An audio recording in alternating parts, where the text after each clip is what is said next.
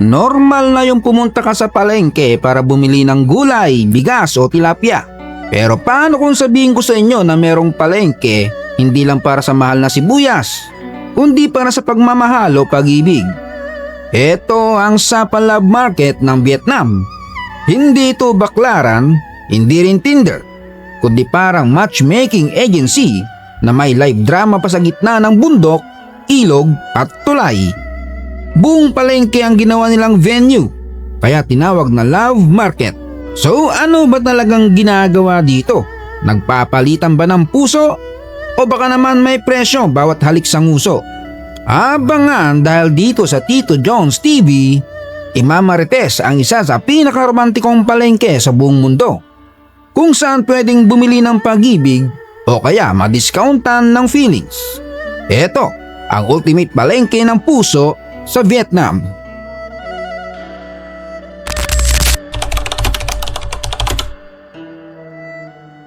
Tito John's TV.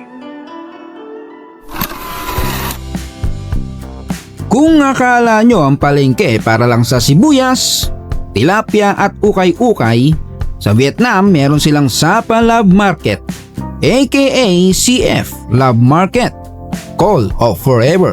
Para itong palengke na walang gulay pero buhay na buhay. Puro feelings ang tinda, hindi kilo-kilo kundi pakilig-kilig. At meron din silang ukay-ukay ng puso, second hand naman o brand new, welcome ang lahat. Isang beses lang to mangyari kada taon, kada 27th ng 3rd month ng Chinese calendar. Usually May. Ginaganap ito sa Mae Vance District, Hagyang Province. Isang kabundukan na mistulang ginawa para sa mga marurupok. At syempre pangalan pa lang talaga nakakaakit na, Love Market. Sino bang hindi mapapakurious kung naglalako ba sila ng jowang buy one take one? Pero eto ang mas astig, kung sa Pinas kapag gustong makalimutan si ex, nagbabakasyon sa Baguio, Tagaytay o sa Boracay, kung may budget. Kung walay, edi muni-muni lang sa kanto na parang engkantong na engkanto. Sa Vietnam kapag nagpunta ka sa Love Market, baka ex mo pa makasalubong mo. Parang escape trip na naging facial pass challenge. At syempre ang mga kabataan mula sa iba't ibang ethnic tribes sa North Vietnam nagtitipon sa Sapa. Hindi para mag-try out sa basketball kundi para maghanap ng potential partner. May sayawan, may kantahan at may pa-secret glance na parang teleserye.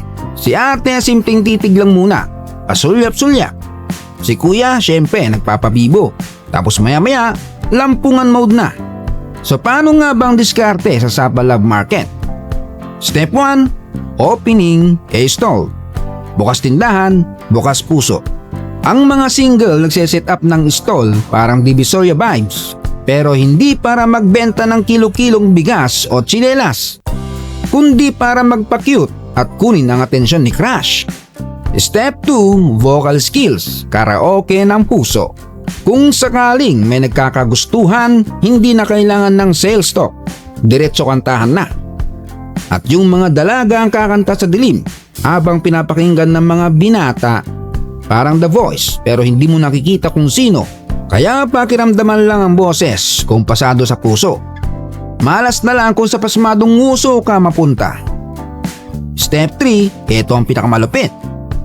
3-day forest adventure, field trip ng forever.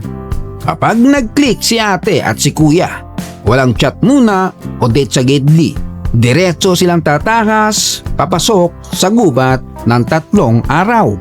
Mabubuhay silang parang Tarzan and Jane. At pagbalik nila, kasama na si Chitae at Unga. Ayun na, kasalan na agad. Parang express delivery ng pag-ibig. So paano nga ba lang simula itong Love Market? Bakit nauso at di man lang umabot sa Pinas? Sabi ng alamat ng Cafe Ethnic Community, may isang binata at dalaga na nagmamahalan. Ang problema nga lang, magkaiba sila ng tribo. Siyempre ayaw ng kanilang pamilya.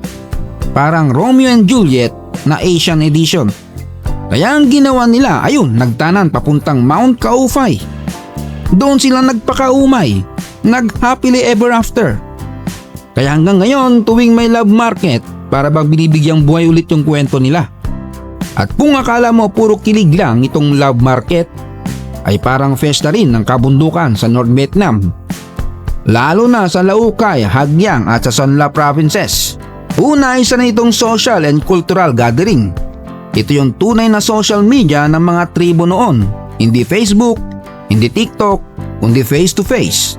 Mga kabataan mula sa Hemong Dao at Thai tribes nagkikita para makipagkilala, makipaglandian o baka naman makadenggoy ng jowa. Pangalawa, music and dance. Siyempre walang ligawan kung walang tugtugan. Sayawan at kantahan tungkol sa pag-ibig at pangungulila. Parang OPM hugot songs pero live. Pangatlo, traditional clothing. Ang fashion show ng Love Market ibang level. Ang mga dalaga at binata naka-bright embroidered outfits na may silver jewelry. Pormahang malakasan ang dating. Pangapat, exchange of goods. Hindi lang puso ang palitan dito, pati goods. May farm products, handmade crafts at gamit sa pang-araw-araw. Lahat gawa sa traditional style. Parang bazaar pero may halong kilig bonus. At ang panglima, ritual and beliefs. Siyempre, hindi mawawala ang konting rituals. May mga paniniwala na kapag sumali ka, may swerte sa pag-ibig. Parang love potion na buy one take one. Sa Sapa Love Market, dalawang klase ang kalakalan. Yung pambulsa o yung pampuso. Kung may puhunan, ayos. Makakadali ka basta mukha ka ring maayos. Kung taghirap pa, huwag mag-alala. Magkakajowa ka rin. Kahit kilig at effort lang ang puhunan, siguraduhin mo lang na maayos pa ang iyong bumbunan. Pero sabi nga nila, hindi lahat ng kumikislap ginto. At sa kaso ng Love Market, hindi lang I love you ay puro kilig. Meron ding dark side. Number 1, cultural exploitation. From love to showtime. Dati purong tradisyon to, pero dahil sa turismo, yung dating harana at sayaw, naging parang live performance na lang para sa turista. Parang nagpapanggap na lang na nagliligawan ng iba.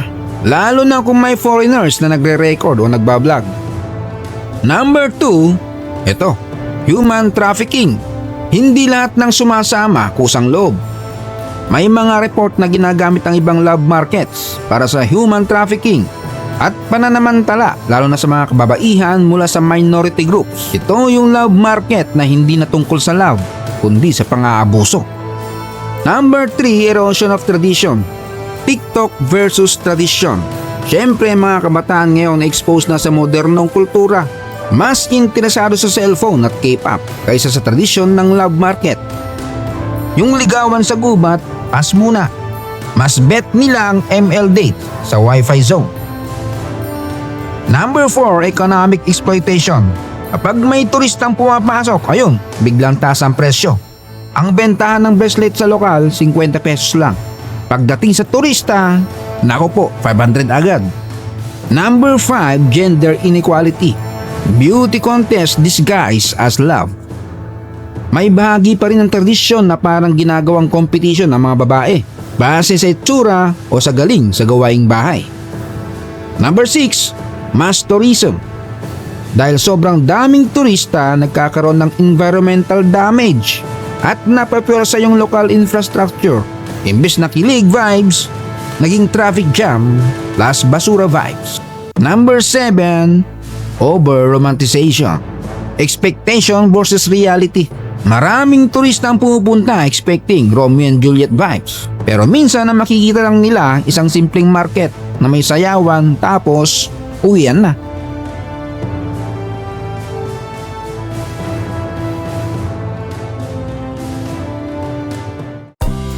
Sa Vietnam, pati palengke may kasamang kilig, drama at minsan may plot twist na parang teleserye. Pero tandaan, hindi lahat na nakikita natin ay puro fairy tale, may dark side din. Kaya kung bibisita ka dito, magdala ng respeto, huwag puro selfie.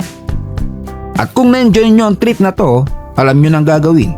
Like, share at subscribe sa Tito John's TV para updated kayo sa mga kakaibang kwento sa iba't ibang sulok ng mundo. Kita-kits sa susunod na kwento. Shout out kina Marie Chris at Bernie Banabat ng Florida Blanca, Pampanga. Mateo Gerson at Jimwell Antalang from Asingan, Pangasinan.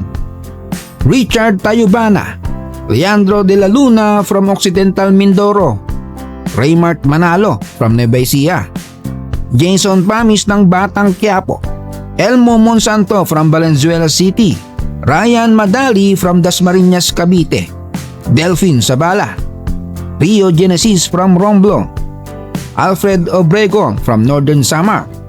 Iker Osorio from Pasig City. Ronaldo Cayabcab from Urbis Tondo, Pangasinan. Carlito Iligan from Caloocan. Happy birthday kay Wilma Kasantusan. Kina Charmaine Kamangian at Margox ng Bataan. Mary Rose Alvarado at Marcial Inigo from San Mateo, Rizal. Elmer David from Tarlac City.